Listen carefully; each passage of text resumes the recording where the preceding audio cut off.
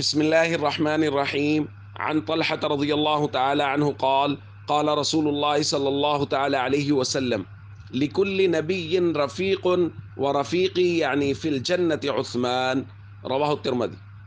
نبی کریم صلی اللہ علیہ وسلم نے ارشاد فرمایا ہر نبی کا ایک رفیق ہوگا اور میرا رفیق یعنی جنت میں وہ عثمان ہوگا رضی اللہ تعالیٰ عنہ۔ دوستو، حضرت عثمان غنی رضی اللہ تعالیٰ عنہ جلیل القدر صحابی ہیں، تیسرے خلیفہ راشد ہیں، چوتھے نمبر پر مسلمان ہوئے۔ حضرت خدیجۃ الکبریٰ، حضرت ابو بکر اور حضرت علی کے بعد انہوں نے اسلام قبول کیا۔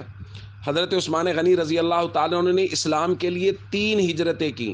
سب سے پہلے مکہ سے حبشہ کی طرف ہجرت اپنی زوجہ محترمہ حضور کی لاڈلی بیٹی حضرت رقیہ رضی اللہ تعالیٰ عنہ کے ساتھ۔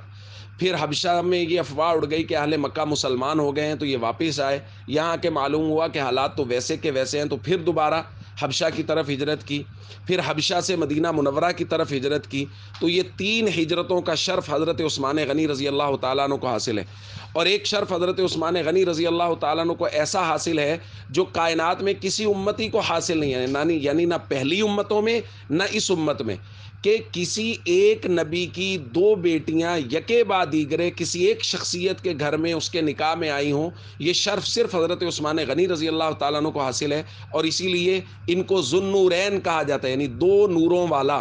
اور نور سے مراد اللہ کے نبی صلی اللہ علیہ وسلم کی وہ 2 نور نظر بیٹیاں حضرت رقیہ اور حضرت ام کلثوم، جو یکے بعد دیگرے حضرت عثمان غنی رضی اللہ تعالیٰ عنہ کے نکاح میں آئیں۔